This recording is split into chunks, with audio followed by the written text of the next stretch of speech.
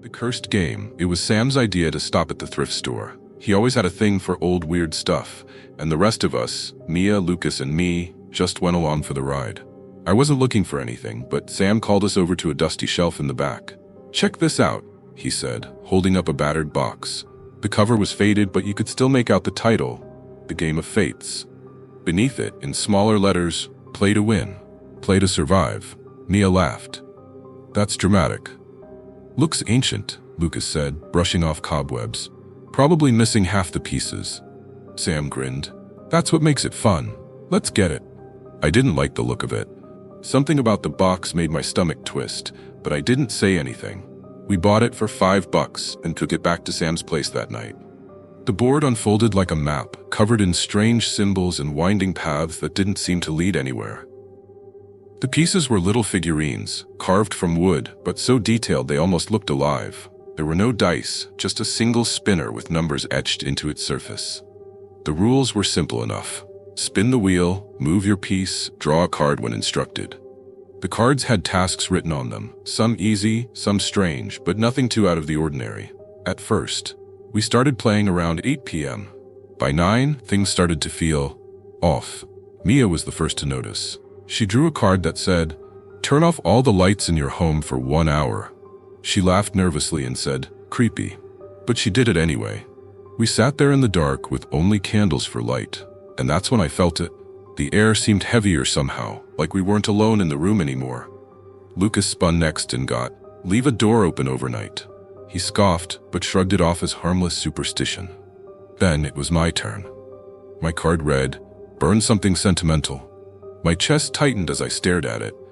"This is stupid," I muttered, tossing the card aside, but Sam shook his head. "You have to do it," he said seriously. "The rules say so." I don't know why I listened to him, maybe because his voice sounded so certain, but I grabbed an old photo of my mom and me from my wallet and held it over one of the candles until it curled into ash. My hands were shaking as I did it, but no one said anything. Sam went last that round. His card read, "Invite someone unexpected into your home." He raised an eyebrow but didn't hesitate. He opened his front door wide and stood there for a few minutes before shutting it again with a shrug. "Guess no one's coming," he said with a chuckle that didn't quite reach his eyes. We kept playing because none of us wanted to admit how unsettled we felt, or maybe because we couldn't stop ourselves by then. The game seemed to pull us in deeper with every turn. Every card drawn more disturbing than the last. Speak your darkest secret aloud. Cut yourself and let the blood drip onto the board. Destroy something you love. By midnight, we were all on edge. Lucas got one that said, "Reveal what you've been hiding from your friends." His face went pale as he admitted he'd been stealing money from Sam for months. Mia's card read, "Confess your guilt or face punishment." She broke down sobbing about a hit-and-run accident she'd never reported. When my turn came again, my card simply said, "You know what you have to do." And somehow I did. By 3 a.m., we were all wrecked, physically, emotionally, but still trapped at that table like puppets on strings. Sam was next when something changed again. The spinner stopped spinning entirely, instead pointing straight at him without moving. He drew his card with trembling hands and froze. "What does it say?"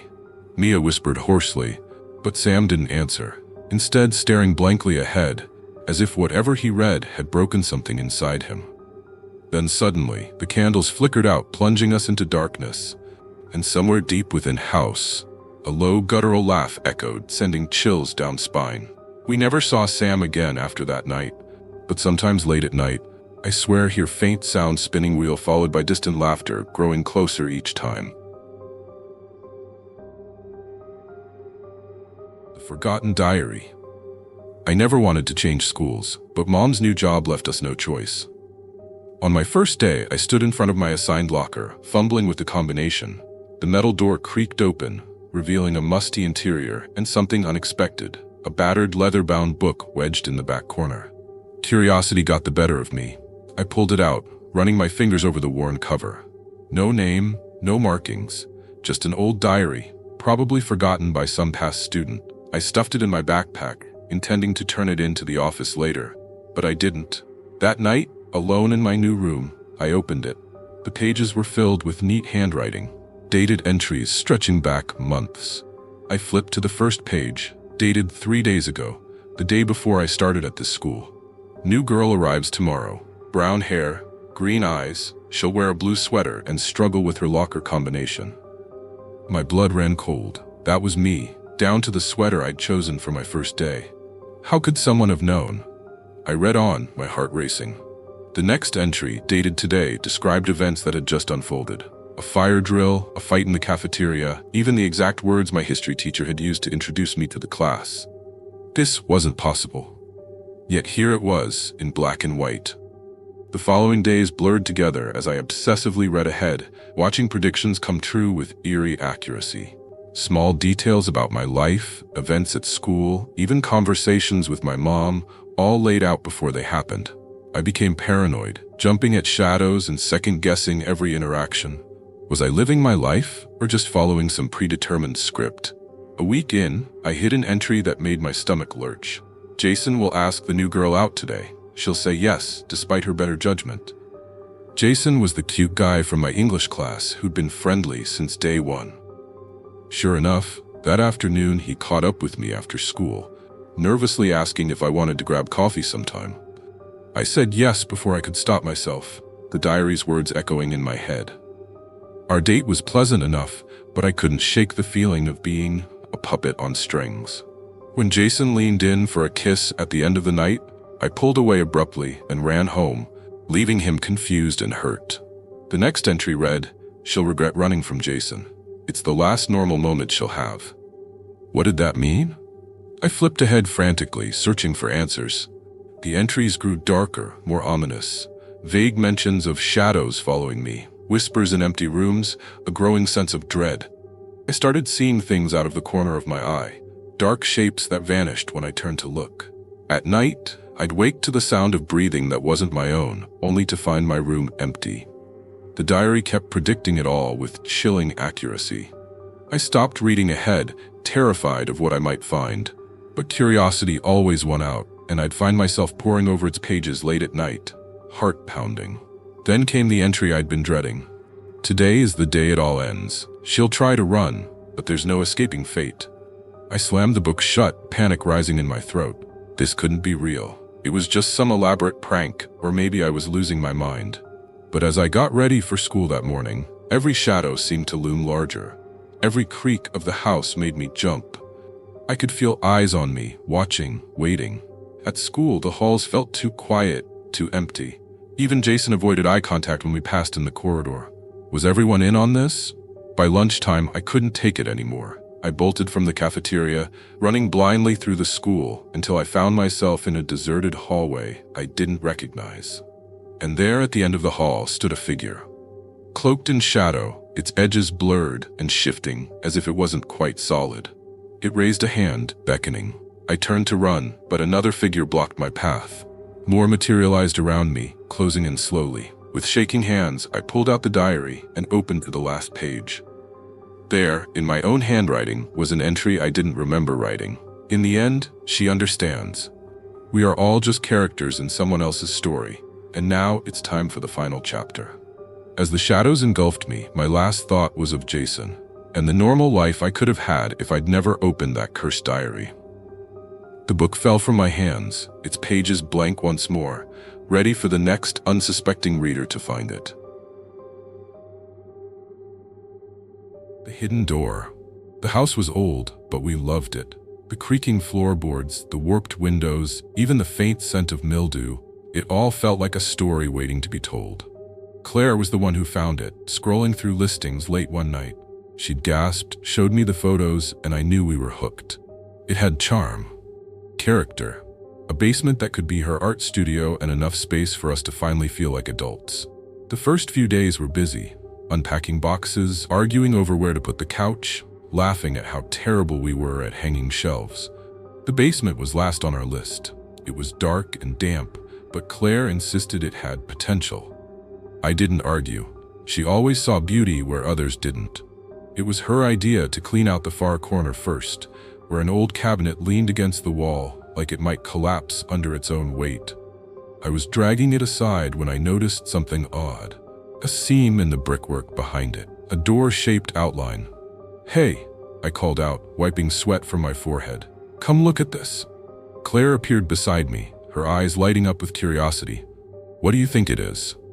"A door," I said, stating the obvious. She ran her fingers along the edges of the bricks, her brow furrowing. "Why would someone seal off a door?" "Probably just storage or something," I said, though even as the words left my mouth, they felt wrong. The outline was too precise, too deliberate. We debated for a while, whether to leave it alone or try to open it, but curiosity won out. It always did with Claire. She grabbed a hammer and chisel from the toolbox upstairs and started chipping away at the mortar while I held a flashlight steady. It took hours, but eventually the bricks gave way, revealing a heavy wooden door underneath. It had no handle, just a rusted keyhole and strange carvings etched into its surface. Symbols that looked almost like letters, but weren't quite right. Claire traced them with her fingertips, her expression unreadable. "We need a key," she said softly. I didn't ask how she knew that. She always seemed to know things without explaining why. We searched the basement high and low, through old boxes and drawers, and eventually found it in a dusty jar tucked behind some paint cans. An ornate iron key that felt cold in my hand despite the warmth of the room. When Claire slid it into the lock and turned it, something shifted in the air. A pressure I couldn't explain, like the house itself was holding its breath. The door creaked open slowly, revealing darkness beyond. "Flashlight," Claire whispered, her voice tight with anticipation. I shone the beam inside and froze. It wasn't another room or storage space. It wasn't anything that should have been there at all. It was impossible. The space beyond wasn't confined by walls or ceilings. It stretched endlessly in every direction, filled with a faint gray mist that seemed alive somehow, moving and swirling as if it were watching us back. The floor beneath our feet wasn't wood or concrete, but smooth black stone that seemed to hum faintly when we stepped on it. "What is this?" Claire murmured, stepping forward despite my instinct to pull her back. "I don't know," I said honestly, my voice barely audible over the sound of my own heartbeat pounding in my ears. As we moved further inside, shapes began to emerge from the mist. Familiar shapes that made my stomach churn with unease. A table from our dining room, Claire's easel from upstairs, even an old stuffed bear I hadn't seen since childhood sitting eerily upright on a chair that shouldn't have been there at all. "These are ours," Claire said, her voice trembling now. "How are they here?" I didn't have an answer because none of this made sense, not logically, not physically. But then something shifted again. Movement in the corner of my eye that made me whip around so fast I nearly dropped the flashlight. There was someone standing there, a figure cloaked in shadow but unmistakably human-shaped, and they were staring at us with an intensity that made my skin crawl. They didn't move or speak, they just watched as if waiting for something, or someone, to act first. Claire grabbed my arm tightly enough to hurt and whispered urgently, "We need to leave." I nodded and turned back toward the door, but it wasn't there anymore. The opening we'd come through had vanished entirely as if swallowed by the mist itself. And suddenly I understood. Whatever this place was, it didn't want us to leave. The figure stepped closer now, slowly but deliberately, and as they did, their features began to sharpen into focus until I realized with dawning horror who they resembled. Me. Not just me, Claire too. Their faces mirrored ours perfectly, but twisted somehow, wrong in ways I couldn't articulate. "What is this?" Claire screamed now, but her voice echoed back distorted, as if mocking her desperation. I reached for her hand, but before I could grasp it, the mist surged forward, swallowing everything whole, including us. And then there was nothing but silence. The midnight caller. I've always been a light sleeper. The slightest noise can jolt me awake, heart racing. That's why I noticed it the first time it happened. 3 sharp knocks. Precise, deliberate. At exactly 3 a.m. I stumbled out of bed, disoriented and annoyed. Who could be at the door at this ungodly hour? But when I opened it, there was no one there. Just the empty street, bathed in the sickly orange glow of streetlights. I chalked it up to my imagination, or maybe some drunk neighbor playing a prank. But the next night, it happened again. And the next, and the next. Always at 3 a.m., always 3 knocks, always no one there. I tried everything. I set up a camera, but the footage showed nothing. I asked my neighbors if they'd heard anything, but they just looked at me with concern. I even called the police, but they found no evidence of disturbance. Weeks passed, and the nightly ritual continued. I started dreading bedtime, knowing what was coming. My work suffered. My relationships strained. Dark circles formed under my eyes, a testament to my growing exhaustion and paranoia. One night I decided I'd had enough. I was going to catch whoever, or whatever, was doing this. I set up camp in the living room, facing the front door. I had a baseball bat in one hand and a cup of strong coffee in the other. I was ready. As the clock ticked closer to 3 a.m., my body tensed. Every creak of the house, every rustle of leaves outside, set my nerves on edge. The silence was deafening. Then, it happened, but not where I expected. The knocks came from behind me. Inside the house, I spun around, nearly spilling my coffee. My eyes darted frantically, searching for the source. The knocking came again, louder this time. It was coming from the hallway leading to my bedroom. My throat went dry. My palms were sweaty on the bat handle. Slowly, I crept towards the sound. As I reached the hallway, the knocking stopped. The silence that followed was somehow worse. I stood there, frozen, straining my ears for any sound. Then I saw it. A shadow, darker than the darkness around it, moving at the end of the hall. It was vaguely human-shaped, but wrong somehow. Too tall, too thin, its proportions all off. I wanted to run, to scream, but my body wouldn't obey. I could only watch as the shadow grew closer, its movements jerky and unnatural. As it neared, I could make out more details. Its skin was pale, almost translucent. Its eyes were sunken, black voids that seemed to pull me in. And its mouth was stretched into an impossibly wide grin, filled with sharp, needle-like teeth. It raised a long, spindly arm, its fingers ending in wicked claws. And then, to my horror, it knocked on the wall beside it. 3 times, just like always. Its voice, when it spoke, was like nails on a chalkboard. "Let me in," it rasped. "You've been keeping me out for so long. It's time to let me in." I found my voice then, a scream tearing from my throat. I swung the bat wildly, but it passed right through the creature as if it were made of smoke. Its grin widened, if that was even possible. "You can't fight me," it said. "I'm already here. I've always been here." Suddenly, I understood.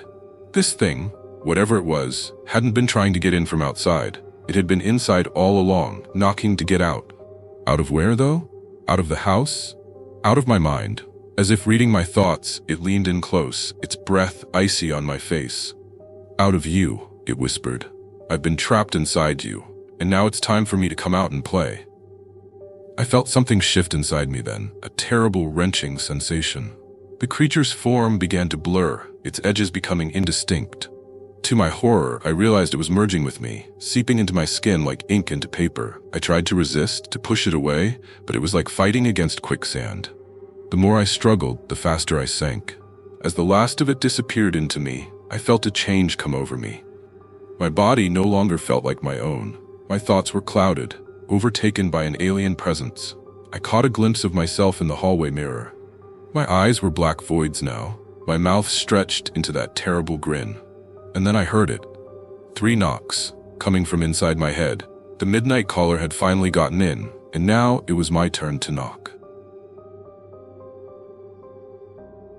The sleepwalking incident. I never used to sleepwalk, not once in my life. Then it started happening every night. At first, I'd wake up in odd places, the kitchen floor, the bathtub, once even on the roof. My wife, Sarah, was worried sick. She'd find me wandering the halls at night, eyes open but unseeing. When she tried to wake me, I'd mumble nonsense or simply stare through her. After a month of this, we decided to set up cameras. Maybe if we could see what I was doing, we could figure out why. The first few nights were uneventful. I'd get up, wander aimlessly, then return to bed. But on the 4th night, something changed. The footage showed me sitting bolt upright at 2:17 a.m. I turned my head slowly, mechanically, as if listening for something. Then I stood, walked to the closet, and put on my shoes and coat. I watched in disbelief as my sleeping self made its way downstairs, unlocked the front door, and stepped out into the night. The camera's night vision showed me walking down our driveway, then turning left towards the woods that bordered our property. I disappeared into the tree line at 2:23 a.m. At 5:41 a.m., I returned. My clothes were muddy, my shoes caked with leaves and dirt. I went straight to bed, never waking. When Sarah showed me the footage the next morning, my blood ran cold. I had no memory of any of it. What had I been doing in those woods for over 3 hours? We decided I needed to see a doctor. But before I could make an appointment, it happened again. And again. Every night, like clockwork, I'd leave at 2:17 a.m. and return just before dawn. Sarah wanted to follow me, to see where I was going. I refused. What if I was dangerous in that state? What if I hurt her? No, I had to do this alone. So the next night, I set up a body cam. If I was going to sleepwalk into those woods again, at least I'd have a record of where I went. As I drifted off to sleep that night, a part of me hoped it wouldn't happen. That whatever spell had taken hold of me would break. It didn't. The next morning, I woke with that familiar exhaustion, leaves in my hair and mud on my clothes. With trembling hands, I retrieved the body cam and plugged it into my laptop. The footage started normally enough, me getting up, putting on my shoes and coat. But as soon as I stepped into the woods, something changed. The camera's night vision revealed a landscape that wasn't quite right. The trees seemed to bend at impossible angles, their branches reaching out like grasping fingers, and there were shapes moving in the darkness. Flickering forms just at the edge of vision, always disappearing when I turned to look directly at them. I watched in horror as my sleeping self navigated this nightmare realm with purpose, moving deeper into the twisted forest. The further I went, the more wrong everything became. The ground undulated beneath my feet. Whispers echoed from all around, speaking words I couldn't quite make out. Then, at the heart of the woods, I found it.